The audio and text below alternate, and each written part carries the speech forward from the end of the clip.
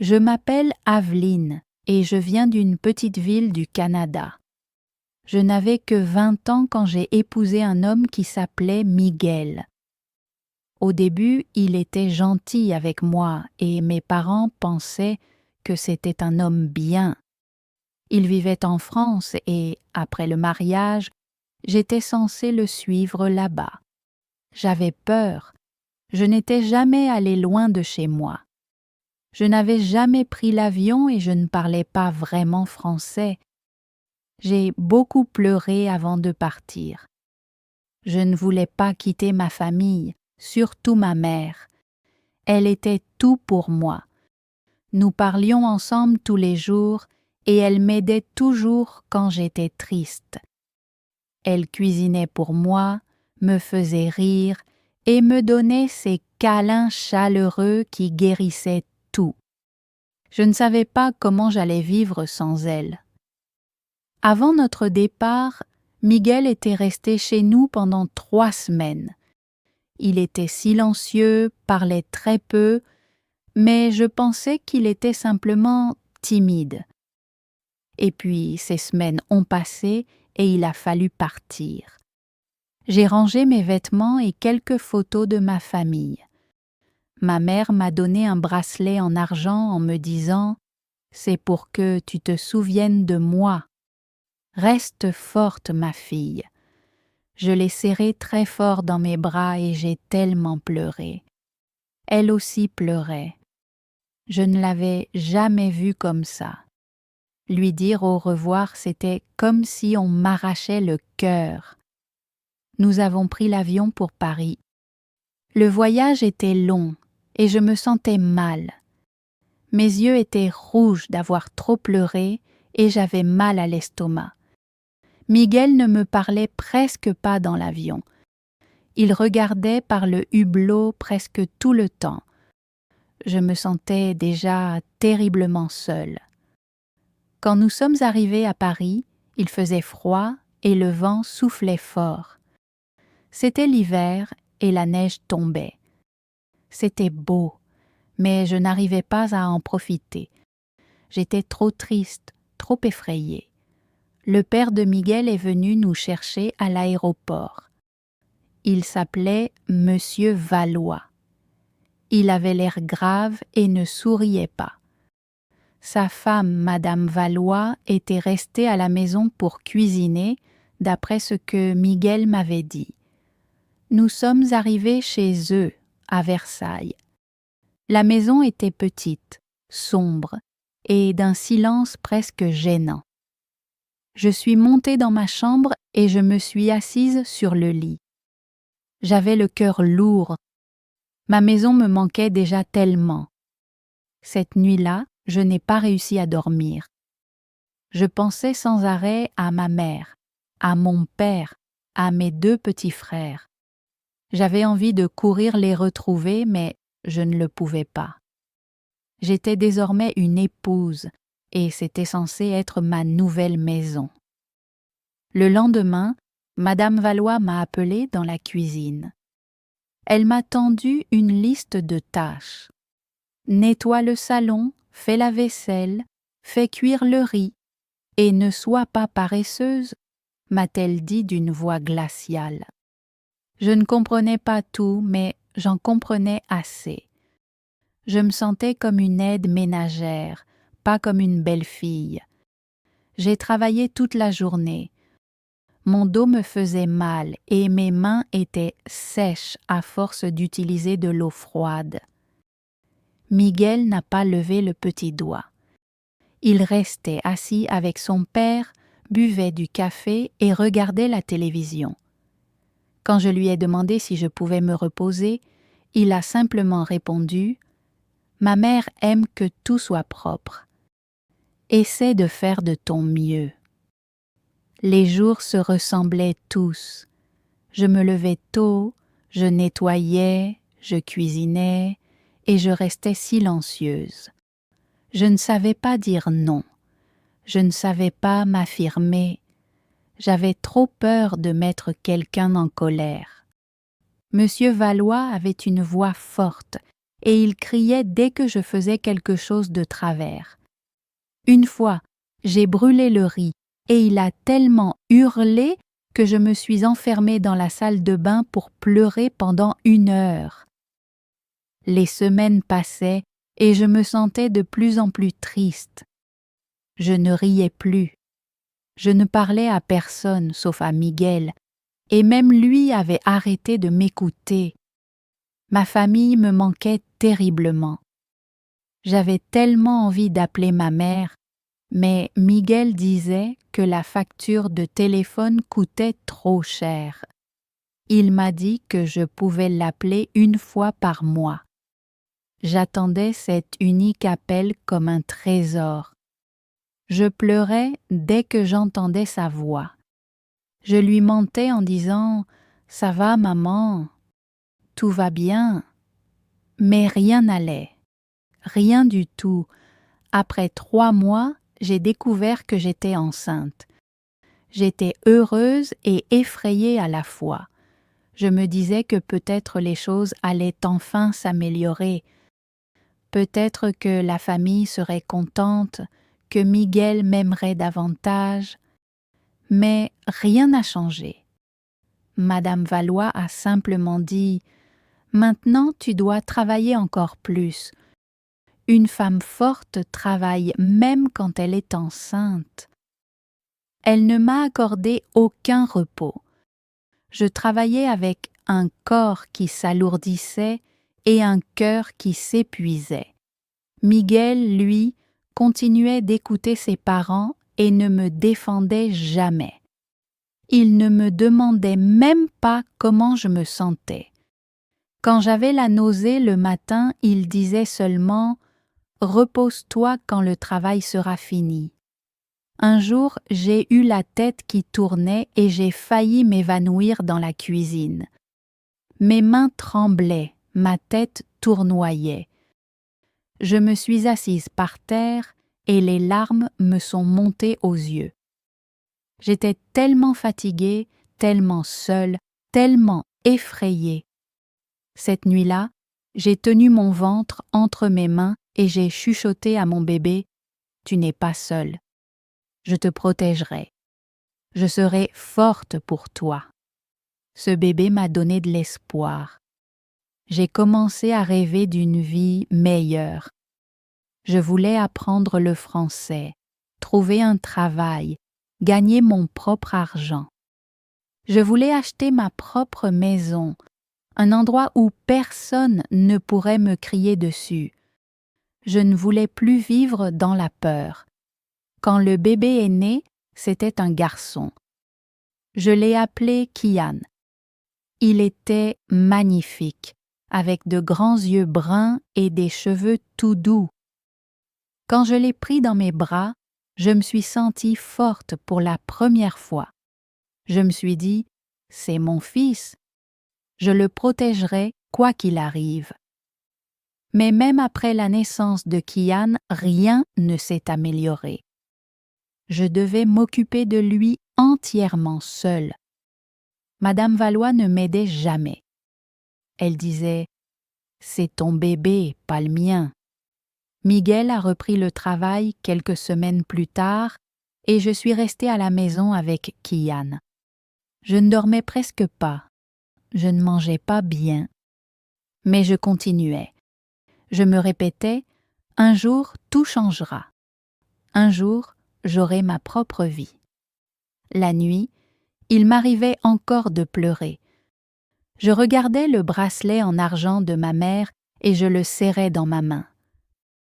Je murmurais « Tu me manques, maman. J'espère que tu vas bien. Je serai forte, je te le promets. » La première année avec Kian a été la plus difficile. J'étais tout le temps épuisée. Je me levais plusieurs fois dans la nuit pour le nourrir. Et le matin, je devais malgré tout nettoyer, cuisiner et faire toutes les tâches de la maison. Personne ne m'aidait. Parfois, j'avais l'impression de ne plus être une personne, juste quelqu'un qui travaille et qui doit rester silencieuse. Madame Valois ne souriait jamais à Kian. Elle ne voulait pas le prendre dans ses bras ni jouer avec lui. Elle disait « Les bébés sont bruyants. Garde-le tranquille. » Monsieur Valois, lui, ne disait presque rien. Il me regardait seulement comme si je n'avais pas ma place ici. Une nuit, Kian est tombé malade. Il avait de la fièvre et je ne savais pas quoi faire. J'ai demandé à Miguel de nous emmener chez le médecin, mais il regardait un film. Il a simplement dit « Il ira bien. Donne-lui de l'eau. » J'étais terrifiée. J'ai serré Kian dans mes bras et j'ai pleuré. Je suis restée éveillée toute la nuit, priant pour qu'il aille mieux. Ma mère me manquait plus que jamais. J'avais tellement envie d'entendre sa voix, mais ce n'était pas encore le moment de mon appel mensuel. Je suis restée assise dans le noir avec Kian contre moi et j'ai murmuré « Je t'aime, maman. J'ai besoin de toi. » Après cette nuit-là, j'ai pris une décision. Je devais devenir plus forte. Je ne pouvais plus attendre que quelqu'un me sauve. Je devais me sauver moi-même. Je devais agir pour moi et pour mon fils. Je me suis regardée dans le miroir et je me suis dit « Tu es une mère maintenant. Tu dois te battre. » J'ai commencé à chercher des moyens d'apprendre le français. J'ai trouvé un petit centre communautaire près de chez nous qui donnait des cours de français gratuits. J'ai dit à Miguel que je voulais y aller. Au début, il a répondu « Non, tu es trop occupé. » Mais je n'ai pas arrêté de demander. Pendant des jours, j'ai insisté encore et encore. Finalement, il a accepté, mais seulement pour 2 jours par semaine. J'étais tellement heureuse. Je suis allée en classe avec d'autres femmes comme moi, des immigrés venus de différents pays, du Mexique, d'Italie, d'Allemagne et d'ailleurs. Au début, j'étais très timide, mais j'écoutais attentivement. J'ai appris à dire des choses simples comme « J'ai besoin d'aide, je veux de l'eau et mon bébé est malade ». Chaque nouveau mot me donnait de la force. La professeure mademoiselle Lila était gentille. Elle souriait toujours et m'aidait quand je ne comprenais pas. Elle disait « Tu es intelligente, Aveline. Continue comme ça. » Ces mots sont restés gravés dans mon cœur. Cela faisait longtemps que personne ne m'avait dit que j'étais intelligente. Petit à petit, j'ai commencé à parler davantage français à la maison. Miguel s'en moquait. Il se contentait de dire « Fais ce que tu veux ». Madame Valois, elle, n'aimait pas ça. Elle disait « Pourquoi essaies-tu d'être ce que tu n'es pas ?» Mais je n'ai pas arrêté. Je faisais tout cela pour Kian, pour moi et pour mon avenir. Après quelques mois, mademoiselle Lila m'a dit qu'il y avait un poste à temps partiel dans une boulangerie locale. J'étais nerveuse. Je n'avais jamais travaillé en dehors de la maison. J'ai demandé à Miguel si je pouvais essayer. Il a dit « Tu ne tiendras pas une semaine ». Mais j'y suis allée quand même.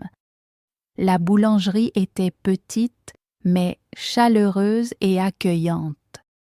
La propriétaire, Madame Dahlia, était gentille. Elle m'a montré comment servir le café, emballer le pain et parler avec les clients. Mon français n'était pas parfait, mais je souriais et faisais de mon mieux. Beaucoup de gens étaient patients avec moi. Je travaillais 3 heures par jour pendant que Kian restait avec Miguel ou Madame Valois. Je mettais de côté chaque euro que je gagnais. Ce n'était pas beaucoup, mais c'était à moi. Je me sentais fière. J'ai acheté mon propre manteau d'hiver et un petit jouet pour Kian. Travailler m'a donné de l'espoir. J'ai compris que la vie pouvait être meilleure. J'ai recommencé à rêver. Je voulais un jour obtenir un travail à plein temps, peut-être étudier quelque chose et louer un petit appartement pour moi et Kian. Je ne voulais plus vivre dans la peur. Mais alors que les choses commençaient à s'améliorer, quelque chose de terrible est arrivé. Un soir, Miguel est rentré tard. Il avait bu, il est entré dans la maison et a commencé à crier. Kian dormait et je lui ai dit de se calmer, mais il s'est mis en colère. Il a crié après moi et a renversé une chaise. J'étais terrifiée.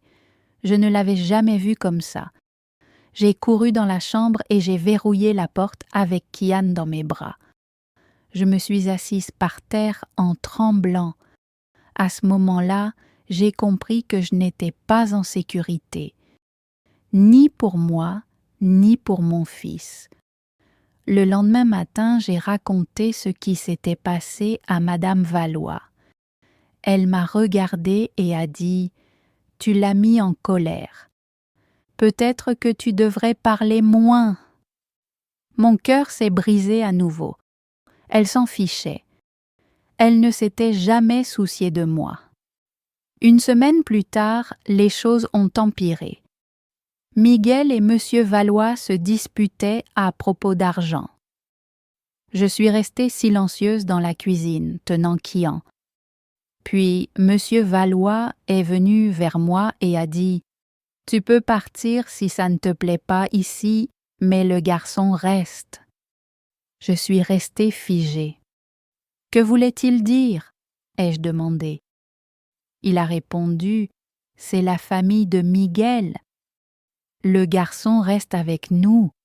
Mes jambes se sont affaiblies. J'ai cru que j'allais tomber.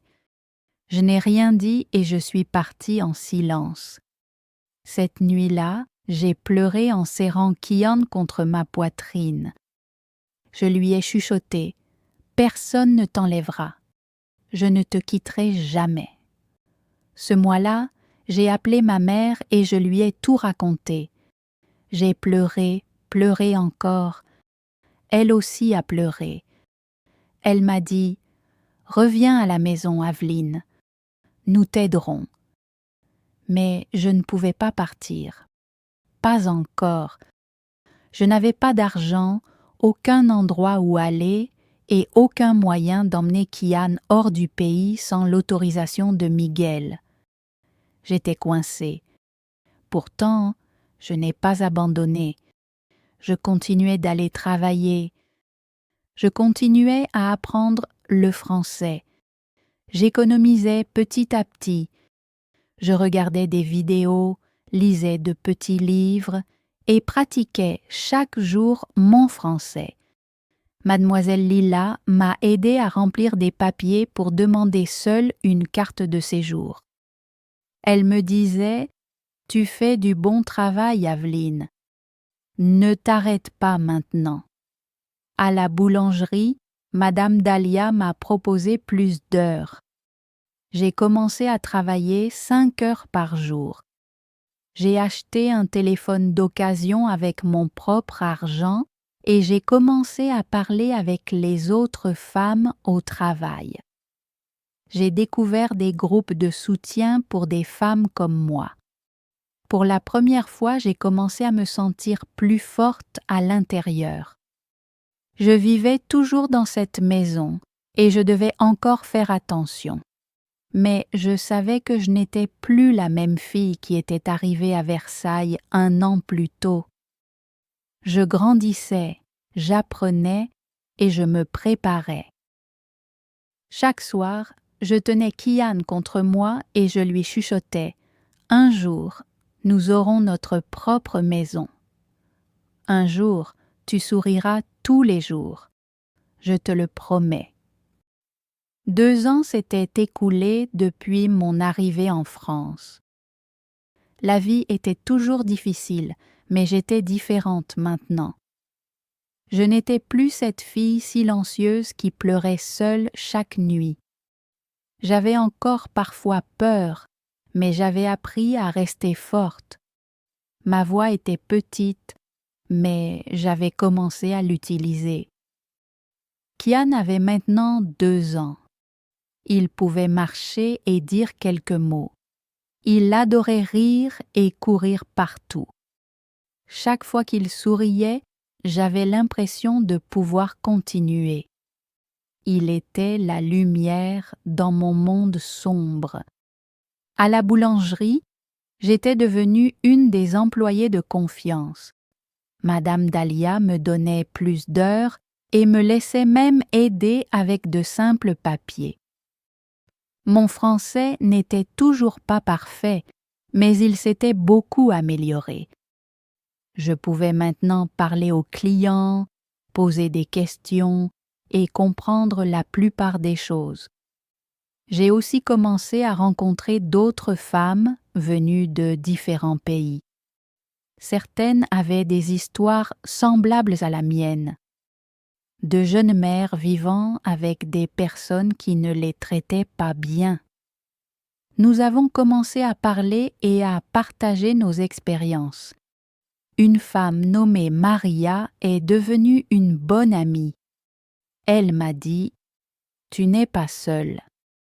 Tu t'en sors mieux que tu ne le crois. » Un jour, elle m'a parlé d'un groupe de soutien pour des femmes dans ma situation. Elles se réunissaient tous les samedis dans une petite salle derrière une église locale. J'étais nerveuse, mais j'y suis allée. La salle était remplie de femmes, certaines d'Asie, d'autres d'Europe, d'Amérique du Sud. Elles étaient toutes fortes, chacune à leur manière. Une dame bienveillante nommée Maylin dirigeait le groupe. Elle parlait lentement et écoutait attentivement. Pour la première fois, j'ai raconté mon histoire. J'ai pleuré, ma voix tremblait, mais personne ne m'a jugée. Elles hochaient la tête, elles comprenaient. Après cela, je suis allée au groupe chaque semaine. J'ai commencé à me sentir plus forte à l'intérieur. Maylin m'a aidée à trouver un service d'aide juridique gratuit. Ils m'ont expliqué mes droits et m'ont aidé à comprendre la loi en France. Ils m'ont dit « Personne ne peut te prendre ton enfant. Tu as le droit de te sentir en sécurité. » Cette nuit-là, j'ai repensé à tout ce qui s'était passé. Les cris, les regards froids, la peur, le silence. Je me suis demandé pourquoi est-ce que je reste encore silencieuse autour d'eux? Pourquoi est-ce que je souris alors que je me sens brisée à l'intérieur? Puis quelque chose a changé en moi. J'ai su que le moment était venu, non pas de fuir, mais d'avancer. Avec l'aide de Maylin et du groupe juridique, j'ai fait une demande pour un petit appartement destiné aux mères à faible revenu. Il se trouvait dans un quartier sûr, près de la boulangerie. J'avais économisé assez pour le premier mois de loyer. Quand le moment est venu, j'ai préparé mes affaires pendant que Miguel était au travail. J'ai pris mes vêtements, les jouets de Kian et le bracelet en argent de ma mère. Madame Valois était dans la cuisine quand je suis partie. Elle ne m'a pas arrêtée. Elle s'est contentée de dire « Tu reviendras, tu as besoin de nous ». Mais je savais que je ne reviendrais pas. Mon nouvel appartement était petit, mais il me semblait immense. Il avait 2 pièces, des murs propres et une fenêtre qui laissait entrer le soleil. J'ai posé un tapis par terre, installé une couverture pour Kian et je me suis assise. J'ai pleuré. Mais cette fois, je pleurais parce que j'étais libre. Au début, ce n'était pas facile. Je devais cuisiner, nettoyer, travailler et m'occuper de Kian toute seule. Mais j'étais habituée à cela. La différence, c'est que maintenant, j'avais la paix. Personne ne me criait dessus. Personne ne me faisait me sentir petite dans cet espace. Je pouvais respirer. Un jour, j'ai reçu une lettre de chez moi. Ma mère était décédée. Mon cœur s'est brisé une nouvelle fois. J'ai pleuré pendant des jours. Je me suis souvenue de ses paroles, comment elle me disait de rester forte, comment elle m'avait donné ce bracelet, comment elle avait toujours cru en moi. Je me suis sentie coupable de ne pas lui avoir rendu visite, de ne pas l'avoir appelée plus souvent. Puis j'ai pensé à sa voix. « Sois courageuse, ma fille. » J'ai serré Kian contre moi et j'ai murmuré « Je suis désolée, maman. Je fais de mon mieux. » Après cela, je me suis fait une promesse. Je vivrai pleinement pour ma mère, pour Kian et pour moi. Les mois ont passé. J'ai continué à travailler et à économiser. Kian a commencé à aller quelques heures dans une petite crèche pendant que je travaillais. Il se faisait des amis et apprenait de nouveaux mots. Je le regardais grandir et je me sentais fière. Un jour à la boulangerie, Madame Dahlia m'a dit « Tu as parcouru un long chemin, Aveline. Tu devrais penser à gérer cet endroit un jour. » J'ai souri. Je ne croyais pas encore que j'étais aussi forte, mais peut-être que je l'étais. Miguel a essayé de me contacter plusieurs fois. Il a appelé et dit « Reviens. Kian a besoin de son père. » J'ai dit « Non. » J'étais gentille, mais ferme. « Tu as eu ta chance. Maintenant, je fais ce qui est le mieux pour nous. » Je ressens encore de la douleur quand je pense au passé. Je pleure parfois encore, surtout quand je me souviens de ma mère. Mais je ne pleure plus par peur. Je pleure pour guérir, pour me souvenir, pour grandir. Certains jours sont encore difficiles. Mais maintenant, quand je me réveille le matin et que je vois Kian dormir à côté de moi, je souris. Je me lève, je prépare du thé et je commence ma journée. C'est notre vie maintenant, simple, honnête et à nous. Je ne suis pas riche, je n'ai pas tout, mais j'ai la paix, j'ai la liberté, j'ai un fils qui m'aime, j'ai des amis qui me soutiennent, et je m'aime moi-même, et cela suffit. Si cette histoire a touché votre cœur, n'oubliez pas de liker, commenter et partager. D'autres histoires émouvantes et inspirantes arrivent bientôt.